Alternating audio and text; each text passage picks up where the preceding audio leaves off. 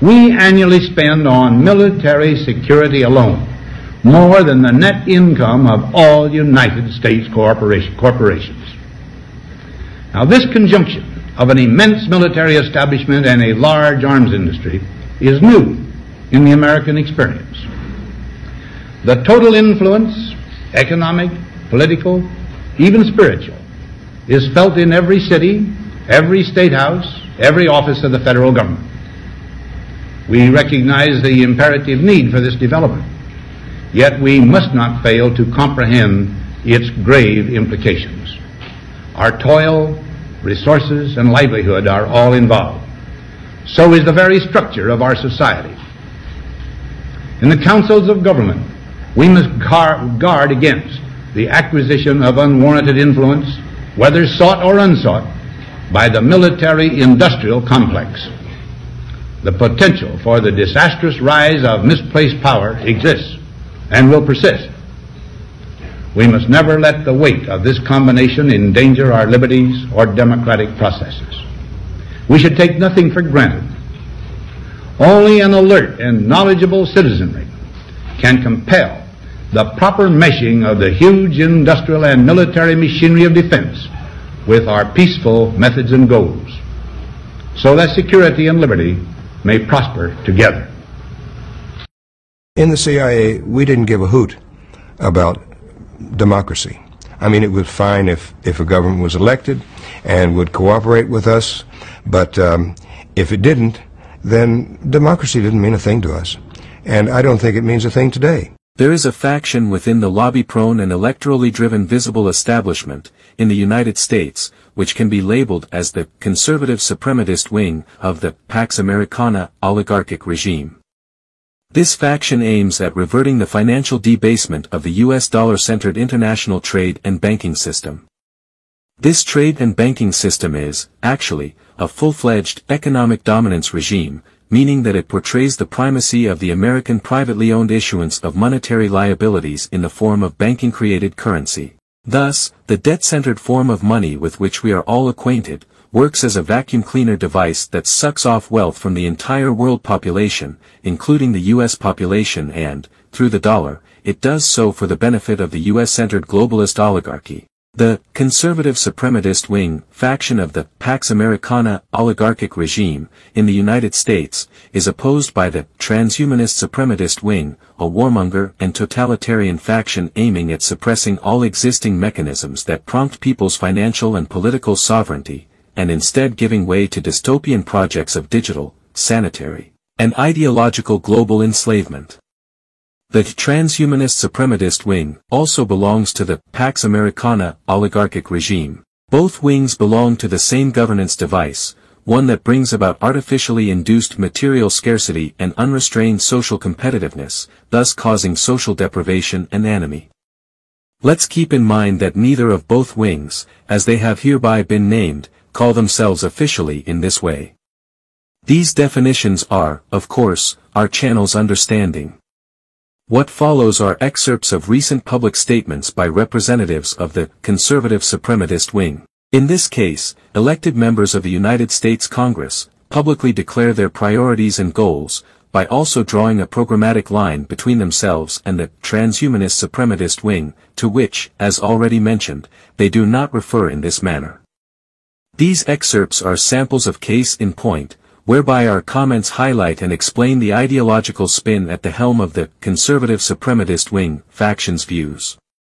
Let's check it out and comment on some of the outstanding moments. In a future presentation on our channel, the subject matter could be to expose the ideological spin of the transhumanist suprematist wing, thus proving that both wings push toward the same end, despite their harsh apparent opposition to one another.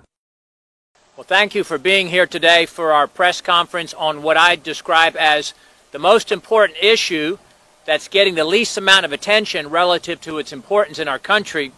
And like many other issues, we're going to be deciding on November 5 what kind of a country we're going to be, and it applies to this issue as well. President Trump had withdrawn the U.S. from the WHO, and of course the Biden administration, like every other disastrous decision they made, reversed those policies when the Biden-Harris administration got in charge.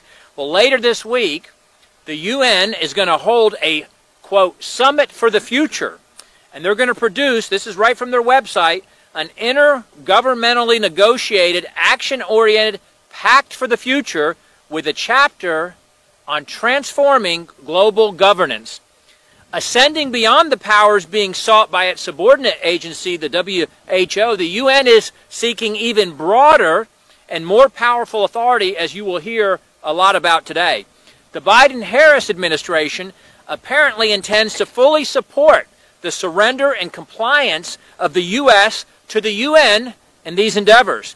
They are aligned with the international globalists that hate America, that hate the Constitution, that hate our founders, that hate our founding Judeo-Christian principles, and they want America to become like the rest of the world. They don't want America to become like the rest of the world. In only one sentence, this statement is the paradigm that defines perfectly the very nature of the bond merging the two wings of the Pax Americana oligarchic regime, that is, the conservative suprematist wing, which we can hear and watch in this video clip, and the transhumanist suprematist wing. For America to end up becoming like the rest of the world, it would mean the sheer, catastrophic loss of the United States' exorbitant privilege, what Charles de Gaulle once called America's printing the world's reserve monetary asset. Worse than only one state and government monopolizing the world's reserve monetary asset, another constraint on the general people's interests all over the world is the fact that most states entrust to privately owned central banks the task of issuing their national currency, thus depriving their governments of the untransferable exclusivity of free of interest rates charge monetary issuance. In other words, besides the US dollar being nothing more than thin air with zero material real value, except for the parasitic speculative trust that banks and financial funds place on it, the fact is that the US dollar and every other monetary liability issued as currency by banks is a fraud against the general public, that is, households worldwide. And, of course, by losing the monetary primacy of the US dollar as the king among every other fraudulent national currency, America will become like the rest of the world. Either the United Nations and the World Health Organization aren't but proxies and projections of the very same assorted layer of financial overlords that are enemies of the entire humankind, above and beyond the counterfeit opposition between the conservative suprematist wing and the transhumanist suprematist wing. They don't want us to be subordinate to or governed by our Constitution. No, they want America to be subordinate to and governed by the UN, the World Health Assembly, and the WHO. And in fact, they intend to join with others at the UN summit this week to vote to award additional powers to the UN Secretary General. They seek to facilitate the evolution of the UN from an international cooperative body to an international governing body. These powers would be triggered by any one of a number of so-called global emergencies, whether it was a so-called climate emergency, a health emergency, a cyber emergency, or a gun violence emergency, whatever that's supposed to be, a financial emergency, or whatever they deem appropriate. And the Biden-Harris administration is in full agreement with the UN and the WHO on efforts to place us under their authority and to require such things as their international health regulations, including the surveillance of U.S. citizens, the censoring of dissenting views, and much more. The American people didn't vote for this.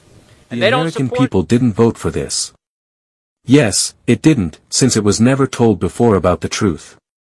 The truth is that the American people barely have ever had any clue about what is being brought about by its ruling class, in terms of special interests' treatment of financial, health, security, and public welfare advancements. Yes, in present times there are powerful forces at play seeking the rise of a planetary tyranny, and the UN Summit of the Future, on 20, 21, 22, and 23 of September, 2024, at UN headquarters in New York, the UN procedure for decision-making via silence procedure, and the World Health Organization quest for an updated version of the pandemic treaty. All these are nothing but the most recent consequences of a decades-long ruthless war against international peace, social welfare, and unapologetic truth, conducted by the owners of both electoral suprematist wings in the United States. Before whining about the threat that the World Health Organization and the United Nations pose to the United States constituents, these American politicians should acknowledge that such a threat is the direct outcome of the decades-long thwarting of these organizations' spirit and mandates by the full-spectrum dominance exerted upon them by the United States themselves, both during the Cold War and, even more,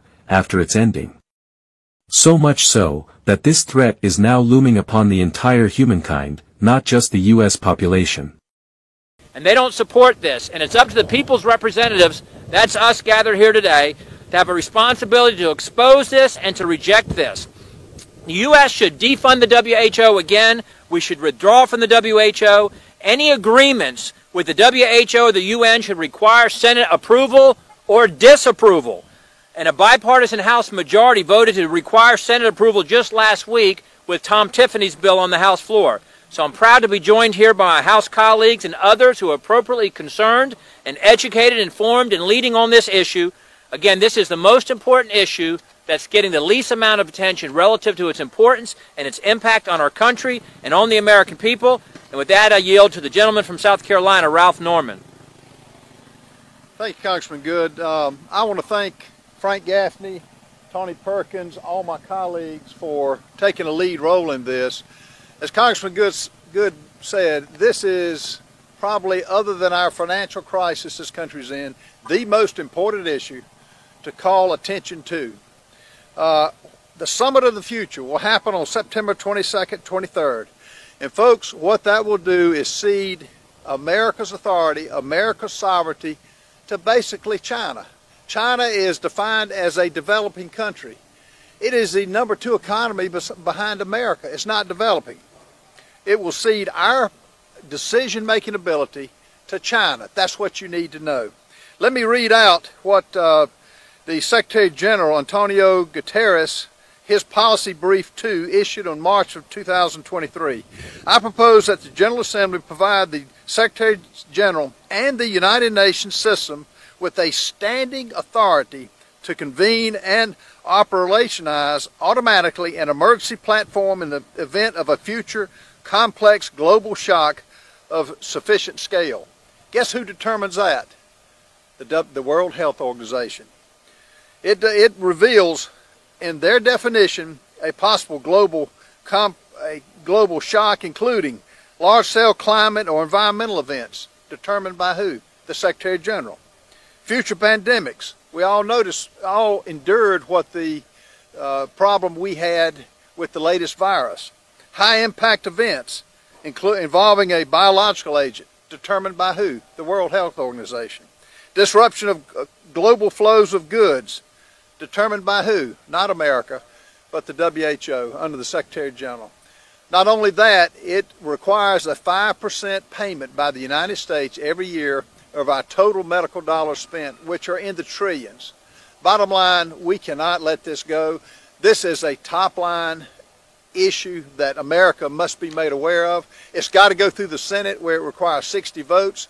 And we're going to fight to make sure all Americans know what's happening and stop it dead in its tracks. The WHO needs to be defunded, we need to do away with it, and America get out of it. I now call on Frank Gaffney with the Sovereignty Coalition. In this press release, Congress representatives focus on the raising New World Order institutions and their impending agenda. Nevertheless, these and other members of the same conservative suprematist wing also fully repel, as equally devious and illegitimate, a scenario of non-Western centered, multipolar international order, with Russia and China playing a prominent role. The Pax Americana oligarchic regime finds it outrageous that new instances of decision-making processes, with global scope, might displace the U.S. establishment and take over the leadership of the so-called international community, from where the United States left it over. Unfortunately for the naive and American suprematist Congress representatives, the geopolitical overlords sponsoring the coming of the New World Order managed to distract almost entirely the bulk of the world population from the ongoing demise of the state of law and the constitutional rule. Coalition. Thank you, Congressman. Thank you to all of those present. I wanted to most especially thank those who voted last week for H.R. 1425, which did exactly what Congressman Norman just talked about. Requires the United States Senate to advise and, I hope, dissent on the kind of surrender of our sovereignty to global government that is envisioned both with respect to the World Health Organization and with respect now to the UN. That's, make no mistake about it, the agenda of the UN Summit of the Future. That is unmistakably what they hope to put in train with their so-called Pact of the Future. And the thing that is absolutely infuriating about all of this is not only, as these gentlemen have said, this is really important. And most people in the media, most people in government, certainly the vast majority of Americans have no idea this is even going on, let alone reading in the rest of us.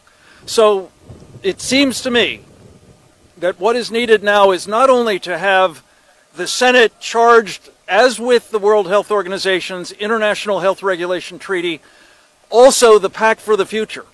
There must be no application of whatever they come up with in terms of world government by the UN Secretary General without the Senate's advice and consent.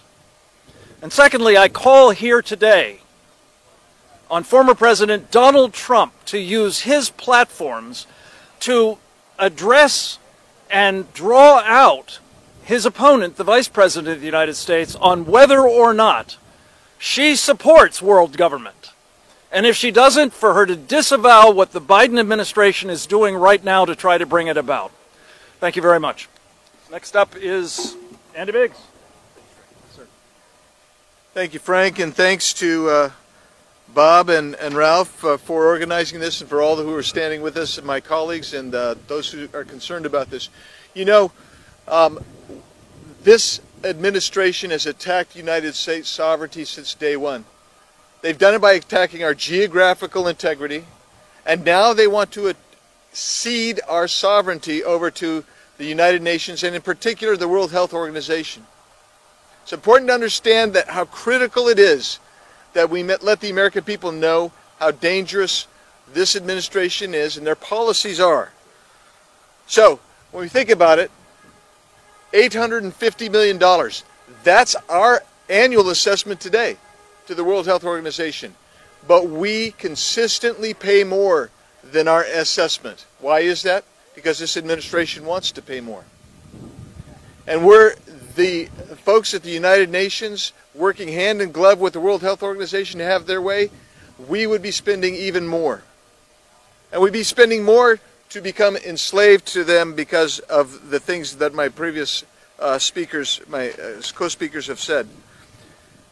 I introduced legislation, H.R. 2022, which gets us out of the World Health Organization and defunds our portion of it. Why is that?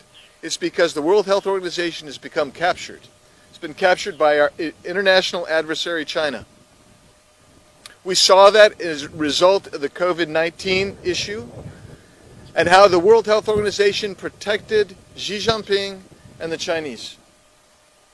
We can't give up any more of our sovereignty, any more of our geographical integrity, any more of our economic integrity to foreign actors who have no concern about the United States of America other than to take our power and our money away. This administration is all in for it. That should be enough to tell everyone that this is a non-starter. I appreciate my colleagues for helping raise this today. I appreciate you and the media being here today, because this will be an ongoing effort. An ongoing effort as the out-of-control spending that Congress is engaged in, coupled with the border problems that we have. Let's at least not turn over our healthcare apparatus to folks from a United Nations or an international multilateral institution that has no concern for us. So I thank you for being here, and now I yield to the gentlelady from Wyoming, my friend Harriet Hageman. National sovereignty requires integrity in both public and private affairs, to shield the leader's ability to serve the common good and secure the population's ability to check the leader's job done, and force them to change course if needed, or else change the leaders.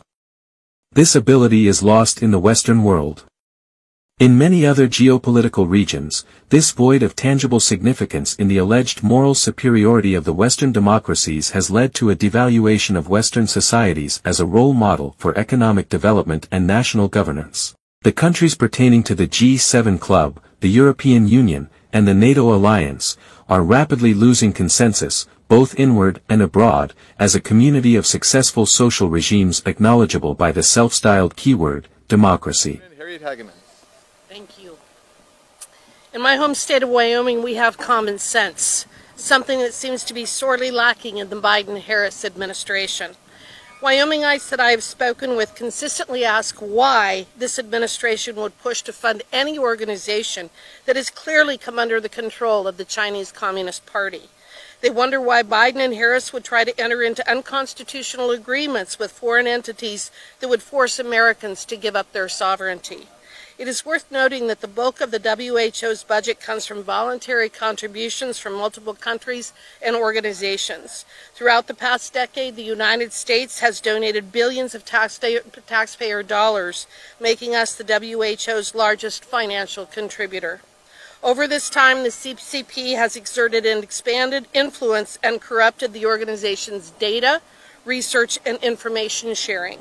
Despite its abject failure, the organization is seeking greater control and greater funding while continuing to block legitimate investigations into the origins of COVID-19. On June 1st, the accord that amended the international health regulations was adopted by the World Health Assembly. While there are many concerning aspects of this accord, with its ceding of our sovereignty being at the top of the list, it obligates member states to address misinformation and disinformation. The result would be something that we have become all too familiar with under this administration: mandating, censoring, and sanctioning of speech and other actions that are at odds with the WHO Director General's deliberations. Of course, this is a clear violation of our constitutional rights, but Biden and Harris have never cared much for those. I have co-sponsored legislation introduced by Congressman Chip Roy, the No Taxpayer Funding for the World Health Organization Act, which would prohibit the U.S. from making any assessed or voluntary contributions to the WHO. International law does not trump the Constitution. Biden and Harris may be compromised by the CCP, but they cannot force Americans to follow laws and regulations not passed by our own federal government. Thank you, and with that, I cede to Ronnie Jackson. Thank you. Well, I'd just like to start by saying, as a physician who's followed the WHO for many years now, in my time in government, during 3 presidential administrations, and now as my time as a member of Congress, I can tell you that the WHO in particular and the UN in general do not represent what's best for this country. In fact, they do everything they can to undermine us and defeat us. Look at what happened during COVID as a perfect example. During COVID, they lied to us, and they worked with China to cover up the origins of COVID. You have to ask yourself, do you really want, next time this happens, for the WHO to decide how taxpayer dollars in this country are spent, to decide what resources we are and are not eligible for, despite the fact that we overwhelmingly fund their operations? That's what you're asked. That's what you're going to get. And as my colleague, Mr. Good, pointed out, they can define an emergency in any way they want. And believe me, it will be creative, and it won't be a healthcare crisis again next time. It'll be something related to the climate or gun control or some other woke agenda that they have on their radar. This IHR treaty is nothing more than a redistribution of wealth and government control via global governance. This fits right into the communist and socialist ideology that defines today's Democrat Party in this country. Kamala Harris, Joe Biden, and their administration would like nothing more than to pass their responsibility to protect this country's health and livelihood to another country, many of which do not appreciate the United States, do not like the United States, and many of which are hostile to the United States. They would love nothing more than to pass this responsibility to these countries. I am a firm believer that from this point forward, we should never give another penny to the World Health Organization. They have not represented us well. They never have, and they never will. They are not an ally to this country. They are not an asset to this country. We should not be paying hard-earned taxpayer dollars for their efforts that are oftentimes against us. With regards to the United Nations, I've said it before, I'll say it again. I think the best thing we could do for the United Nations is to go to New York and push the entire thing off into the East River. And with that, I turn it over to Tony Perkins from the Family Research Council. Thank you. Significantly, the conservative suprematist wing faction resorts to stigmatizing members of the rival transhumanist suprematist wing faction and their policies as allegedly socialists and communists. It is a significant fact, because communism and genuine socialism, as consistent political projects for humankind's future, have waned to the point of actual extinction. So, how could a segment in the political establishment of the worldwide dominant capitalist state be communist? Capitalism creates a taste for the veneration of the relics of the dead. It is one among many morally corrupted ideological habits inside capitalist societies. When communism was alive, its main motto was that proletarians would break their chains and inherit the earth, by expropriating the expropriators, capitalists. Proletarians means those whose wealth is in their offspring, meaning their own present and future labor force, which they sell into the labor market to the benefit of capitalists, as a social class. So, today, let's help the conservative suprematist wing remember that offspring comes about between a man and a woman, not by any of the immoralities that the transhumanist suprematist wing is fond of. When countries were trying to develop socialism and communism, they needed traditional families to grow their economies, not woke and gender philosophy. Loyalty to the state and patriotism were highly valued and required under socialist and communist rule. Disloyalty to the nation and cultural degeneracy are actual capitalist features, not communist ones, and lying about them by calling them the opposite of what they are is the main ideological posturing of capitalism itself. Thank you. Thanks, Doc. Well, we're here today to rain on the WHO's parade as they march for power. I think the WHO, we were here about 6 months ago, similar press conference prior to their June meeting in Geneva, where they tried to gain international support for their pandemic accord, which they did not do.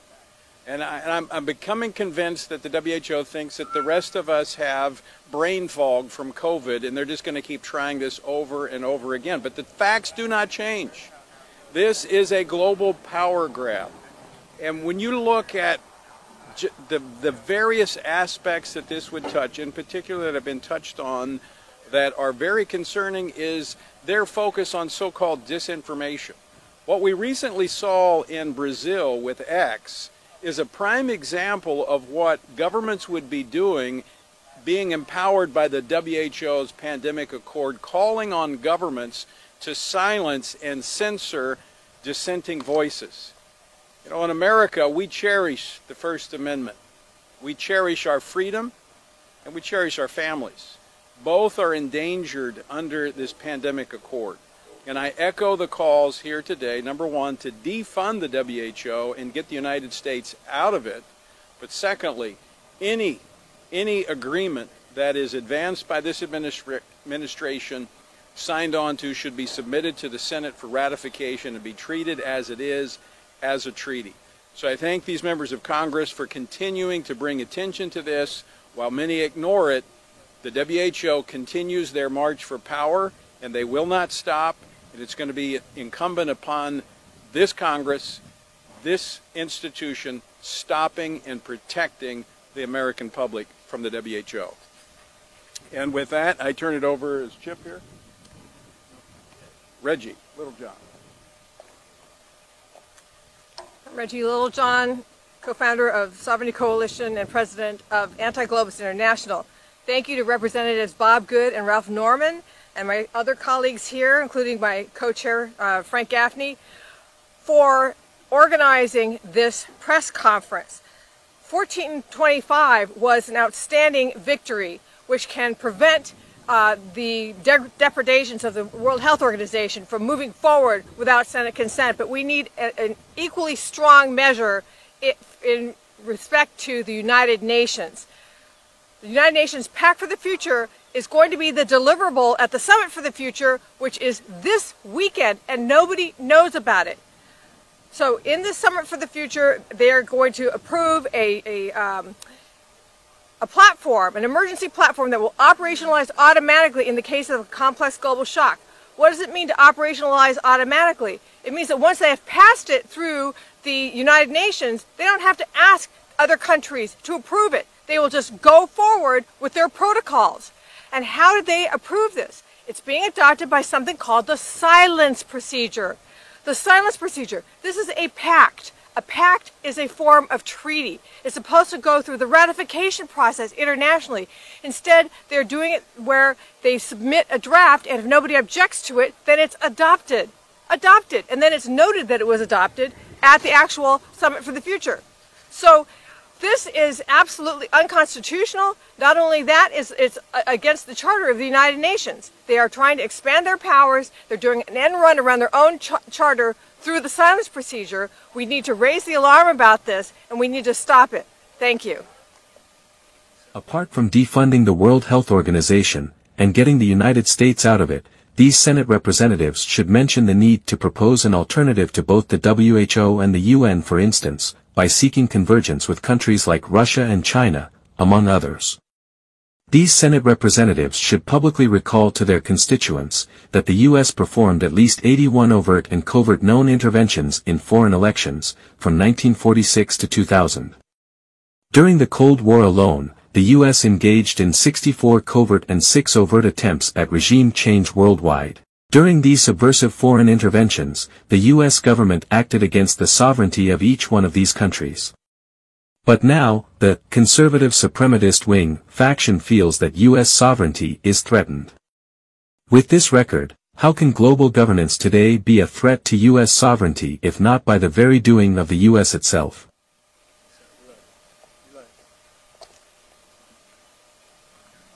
Next one is Representative Eli Crane. All right, thank you guys for coming out today to cover this. I want to say thank you to Congressman Good, Norman, for hosting this, and my other colleagues for showing up. Obviously, this is a complete disaster. I'm not surprised at all that this administration is supporting it. They've completely betrayed us on our southern border, and it looks like they're attempting to sell out our sovereignty once again with this agreement. I just want to read what my colleague Congressman Norman read. This is from Gutierrez. I propose that the General Assembly provide the Secretary General and the United Nations system with a standing authority to convene and operationalize automatically an emergency platform in the event of future complex global shock of sufficient scale, severity, and reach. The key word there is authority. That's what these globalists want. They want authority. They want to strip it away from what we have here and the representatives that we have here that represent the people of this country, though none of them were elected by anyone in this country. And what do they want authority over? Because it's not just the next pandemic. All right, large-scale climate or environmental events. Wow, they could be real creative with that one. Future pandemics, high-impact events involving a biological agent, disruptions to global flows of goods, people, or finance, disruptive activity in cyberspace or disruption to global digital connectivity, major event in outer space, or black swan events. That's enough examples and enough reasons for them to get involved pretty much whenever and wherever they want to. And I hope that this body and the Senate continues to reject, push back, and stop this agreement and this push by this administration to sell out our sovereignty to globalists. Thank you. Next up is Chris Ullman, Eagle Forum. Thank you so much. I'm Chris Ullman, the president of Eagle Forum. I'm delighted to be here. We're a grassroots organization of patriots who love this Constitution. Today is September 17th. Today is Constitution Day, the day when all Americans should study the Constitution and learn about it. And I am so grateful for this opportunity to have this press conference today when we're talking about the WHO and the UN and what they're trying to do to take our sovereignty away. And I'm grateful for these members of Congress who are standing up to do their constitutional duty, to be the legislative branch, to decide what our laws are and what laws the American people will live under. The United Nations and the WHO want to become the lawmaking body to tell us what to do. And these members of Congress last week took a step to say, no, it's our job to make the laws, not the UN and not the WHO. The Senate, there are 49 senators who have signed on to a companion bill that requires the same constitutional advice and consent. We have 26 governors who have also spoken out on this, as well as attorneys general. So we're delighted on Constitution Day that this body is taking the first step to get us back to constitutional order. Thank you very much, and now I turn it over to Representatives Norman and Good for questions. Simply put, the same strategy by which throughout the entire 20th century and beyond the U.S. inflicted subversion, coups, and interventions in Africa, Latin America, and Asia, is now the very strategy that is being employed to subvert the already minuscule traces of sovereignty that the citizens and government of the U.S. still have. The expropriators are now being expropriated of their sovereignty, so they can now realize that they never were the ultimate source of geopolitical power. Those in charge of bringing about the New World Order are